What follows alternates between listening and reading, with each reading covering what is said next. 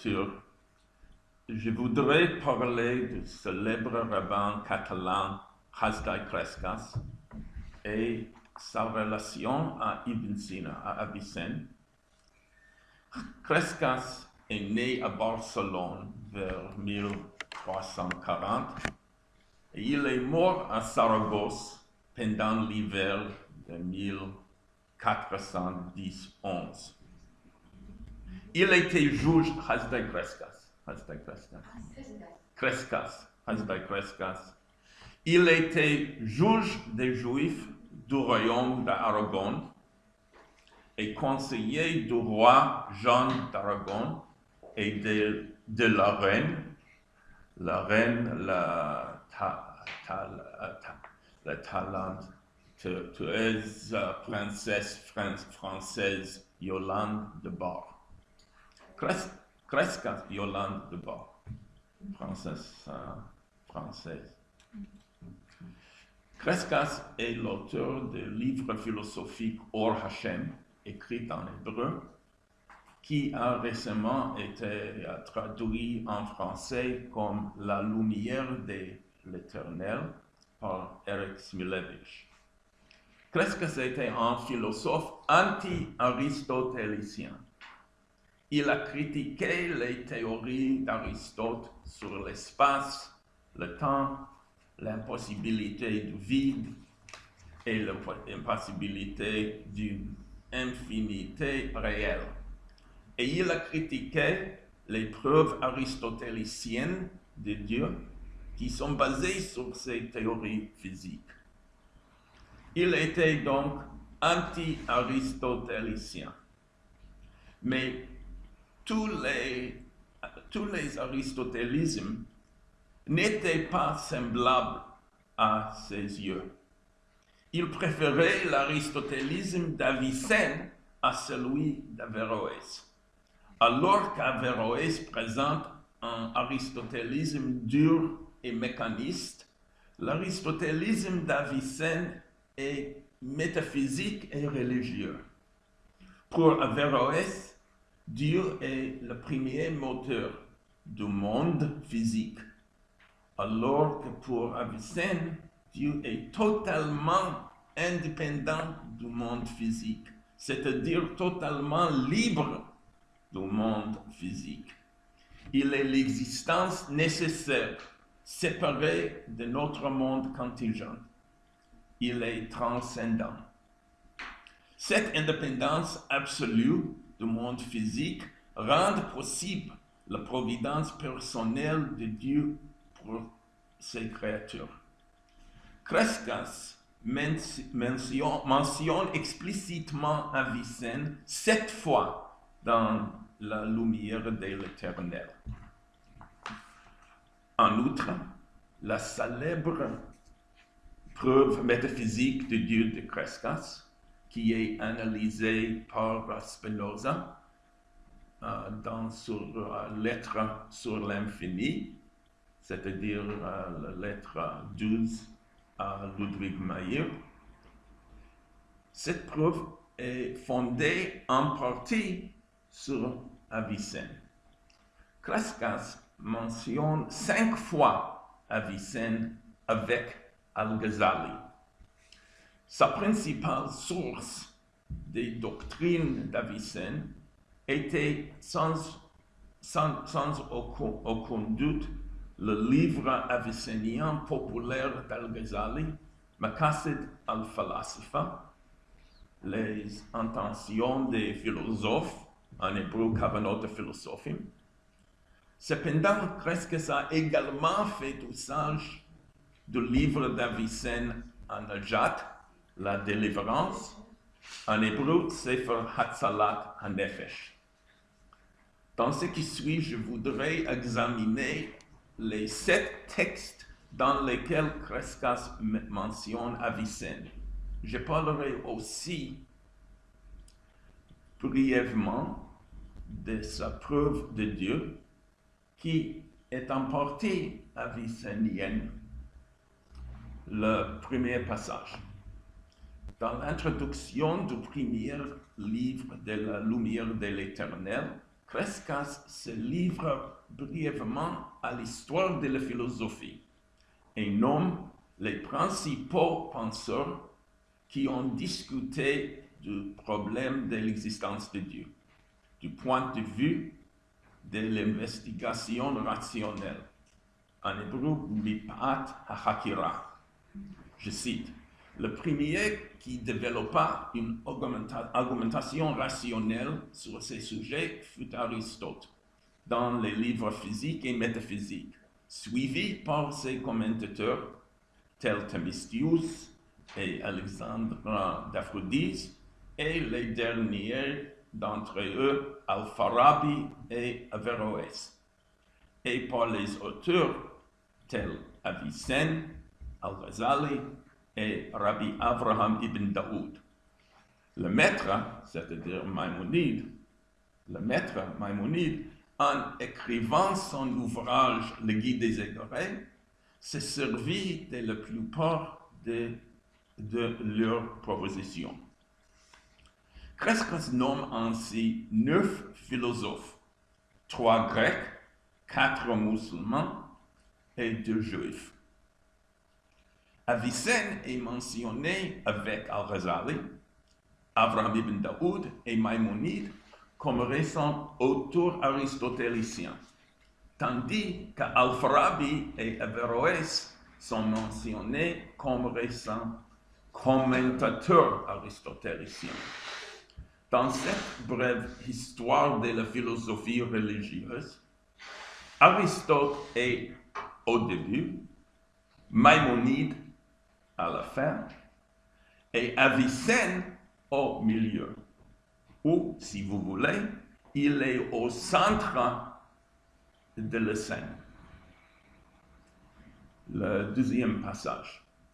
Dans le chapitre 3 de la première partie du premier livre de Lumière, Crescas discute le dogme aristotélicien de l'impossibilité d'une chaîne causale infinie, c'est-à-dire l'impossibilité d'un nombre infini des causes et des faits. Crescas cite la vue distinctive d'Avicenne et d'Al-Ghazali. Selon eux, une série infinie d'objets peut être possible si les objets ne sont régis ni par l'ordre positionnel, ni par l'ordre naturel, comme les intellects et les âmes. Ainsi, selon Avicenne et Al-Ghazali, tels qu'ils sont compris par Crescas, il pourrait exister actuellement et simultanément un nombre infini d'intellects ou d'âmes. La vue se trouve dans la délivrance Najat d'Avicenne, dans les intentions des philosophes d'Al-Ghazali, et aussi dans son incohérence des philosophes de Hafod, de philosophe. En hébreu, Habalat philosophie. Ainsi, d'après Avicenne et Al-Ghazali, une série infinie d'objets est possible dans certaines circonstances. Crescas soutient qu'Averroès n'était pas d'accord avec Avicenne et Al-Ghazali, mais que Maïmonide était d'accord avec eux. Crescas s'appuie sur cette opinion inhabituelle d'Avicenne et d'Al-Ghazali et soutient en général qu'une chaîne infinie de causes et d'effets est possible, c'est-à-dire une régression à l'infini n'est pas absurde, mais elle est tout à fait possible. Le troisième passage. Dans le deuxième chapitre de la deuxième partie du premier livre de Lumière, dans une discussion sur la possibilité de l'existence d'un nombre infini de grandeurs physiques, Crescas cite de nouveau la conception d'Avicenne et d'Al-Ghazali qu'une série infinie de choses est possible, si elles ne sont pas régies par l'ordre positionnel ou naturel. Crescas répète ici que Maïmonide est d'accord avec Avicenne et Al-Ghazali à ce sujet, mais pas Averroès. Le quatrième passage. Dans ces discussions sur les corps physiques dans la Lumière, premier livre, deuxième partie, chapitre 7, Crescas cite Avicenne et Al-Ghazali qui soutiennent que la distinction entre la matière et la forme est valable pour tous les corps et comprend aussi les corps des sphères célestes. Il cite Averroès, au contraire, qui affirme qu'il n'y a pas de division dans le corps des sphères célestes et qu'ils sont corps immatériels, c'est-à-dire forme sans matière, corps sans matière. Cependant, Maïmonide, selon Crescas, est d'accord avec Avicenne et Al-Ghazali, alors qu'Averroès a essayé de renforcer la distinction aristotélicienne entre les rayons célestes et terrestres. Avicenne et Al-Ghazali ont essayé de la modérer. Les sources de Crescas ici sont les intentions des philosophes d'Al-Ghazali et l'incohérence des philosophes d'Al-Ghazali. Le cinquième passage. Dans la Lumière, premier livre, troisième partie, chapitre 3, au cours d'une discussion très abstraite sur les attributs divins, Crescas déclare Avicenne, Al-Ghazali et Maïmonide, qui les suit, soutiennent que l'existence est distincte de l'essence et elle est un accident de celle-ci. Mais Averroès soutient que l'existence n'est pas distincte de l'essence, mais qu'elles sont la même chose.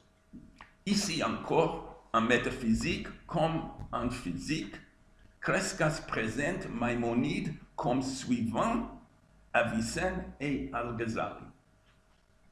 Avicenne, Al-Ghazali, Maïmonide.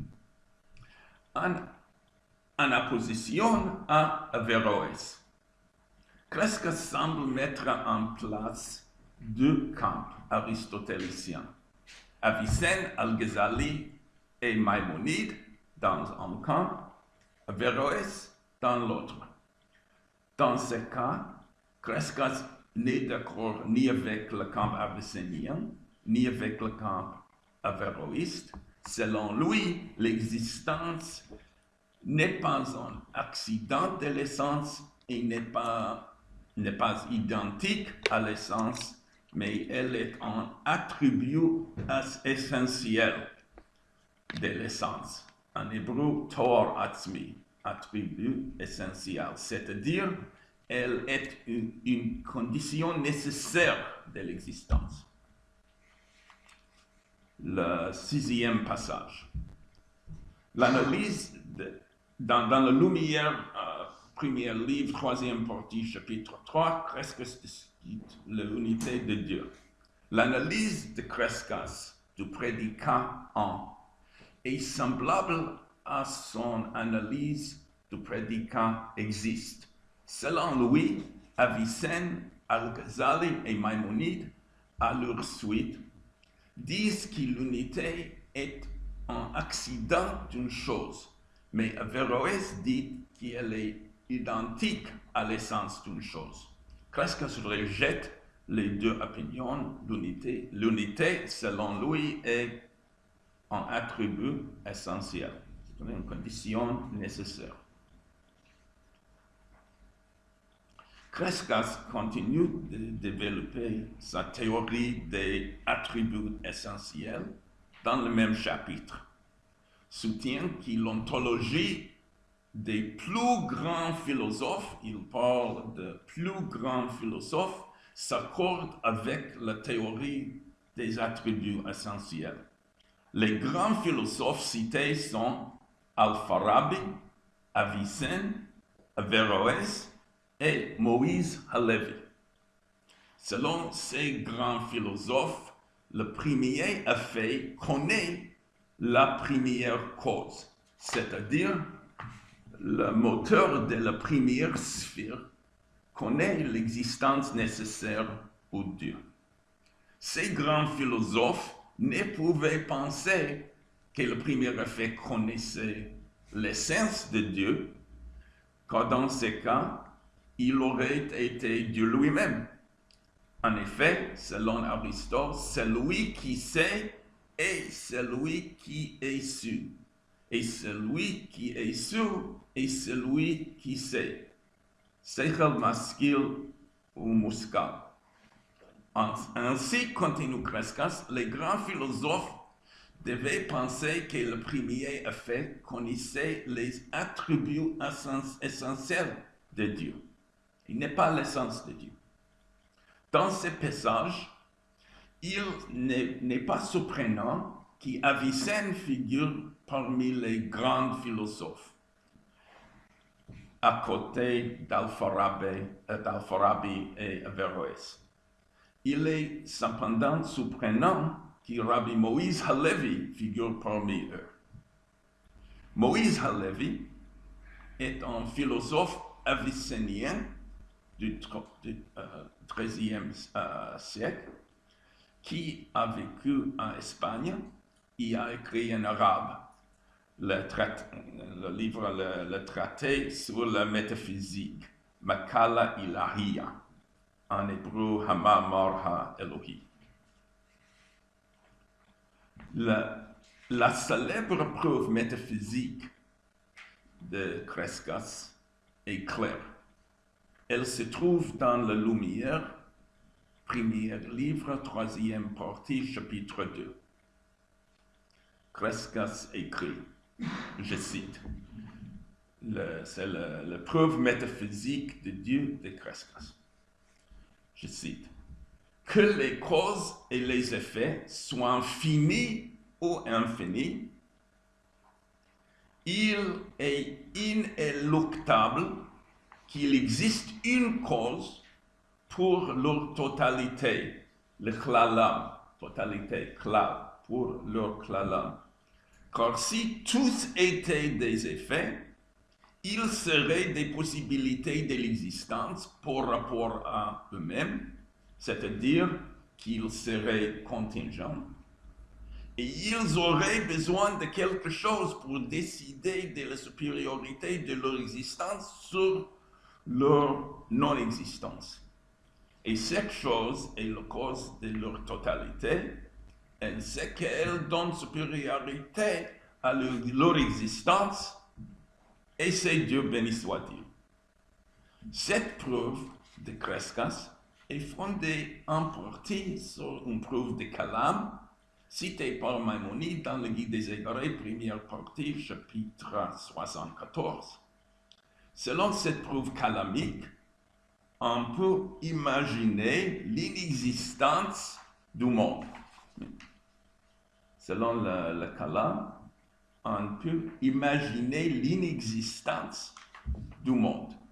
Et ainsi, le monde a besoin de quelque chose pour donner prépondérance à son existence sur son inexistence. Machria, Hichria Metziyuto, Al-Hedro. Et c'est Dieu. Crescas avicennise cette preuve et substitue les concepts de causalité et contingence à celui d'imaginabilité. Les Kalam a parlé d'imaginabilité, mais Crescas, suivi d'Avicenne, parle de causalité et contingence. Sa preuve est donc semblable à celle d'Avicenne de l'existence contingente à l'existence nécessaire. Il y a une autre influence importante d'Avicenne dans la preuve de Crescas. Avicenne écrit dans son livre La délivrance, Najat, Hatzalat HaNefesh, toutes choses ne peuvent être possibles, je cite Avicenne, toutes choses ne peuvent être possibles par rapport à elles-mêmes, car si toute chose était possible, c'est-à-dire contingent, leur totalité, en arabe jumla, leur totalité, infinie ou finie, n'existerait pas. Ainsi, elles ont besoin de quelque chose pour leur donner l'existence, et c'est l'existence nécessaire pour Dieu. Le lien littéraire entre la preuve de Crescas et le texte d'Avicenne est clair comme l'eau de roche. Comme Avicenne, Crescas ne parle pas de la cause première du premier effet, mais il parle de la cause de la totalité, klal, jumla, de toutes les causes et les effets. Fini ou infini. Une régression à l'infini est possible, mais la régression infinie elle-même a besoin d'une cause. On peut poser la question, qui ou quel est responsable pour l'existence de cette régression à l'infini? Spinoza a complimenté la preuve de Dieu de Crescas. Il a écrit, Rabbi Hasdai, contrairement aux philosophes aristotéliciens, a compris le concept de l'infini et il a aussi compris la vraie force de l'ancienne preuve péripatéticienne de Dieu. Sans qu'il le sache, une partie de sa louange était sans doute due à l'influence d'Avicenne. Conclusion. Rabbi Hasdai Crescas a été un critique radical de la philosophie et de la science aristotélicienne. Cependant, il a sérieusement considéré les idées d'Avicenne sur l'infini, la forme et la matière, l'existence, l'essence et l'unité, et en général son concept de la relation de Dieu au monde. En ce qui concerne la question de Dieu et du monde, c'est-à-dire en ce qui concerne la question de la providence divine, Crescas préférait l'aristotélisme avicénien à l'aristotélisme avéroïste. Merci. Thank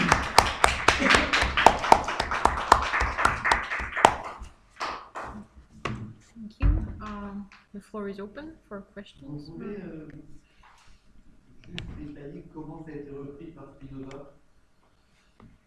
Spinoza? Spinoza, c'est dans la lettre sur l'infini à Ludwig Meyer, c'est la douzième lettre de Spinoza. Et Spinoza écrit là que Rabbi Hasdai, il cite et traduit à latin la preuve de Hasdai Crescas, et il dit que seulement Rabbi Hasdai comprend la force de preuve ancienne de Dieu. C'est dans les lettres de Spinoza, la lettre sur l'infini, numéro 12, à Ludwig Meyer. Oui. Vous avez parlé des mentions explicites de Avicenne Oui. dans la première partie de Rachel. Mais dans la partie sur la providence, à proprement parler, est-ce qu'il n'y aurait pas aussi une influence implicite dans le fait que Crescas va considérer que le véritable sujet de la providence, c'est pas l'intellect, mais plutôt l'âme comme une substance spirituelle ou quelque chose comme ça. Voilà, est-ce que il n'y aurait pas aussi dans les autres parties du texte cette préférence, mais implicite, je ne sais pas. C'est possible, mais Crescas cite Avicenne seulement dans la première partie, dans les critiques physiques d'Aristote. Et dans les chapitres sur la providence divine, il ne cite pas Avicenne. Mais dans mes propos, j'ai parlé sur les 7 fois qu'il a cité Avicenne. Mais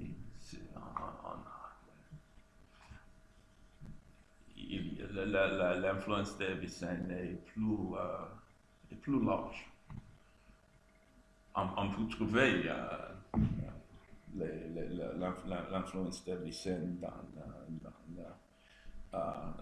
autre chapitre de l'ouvrage de l'éternel, mais dans mes propos, j'ai parlé seulement sur les 7 fois qu'il mentionne le nom d'Avicenne et le preuve métaphysique.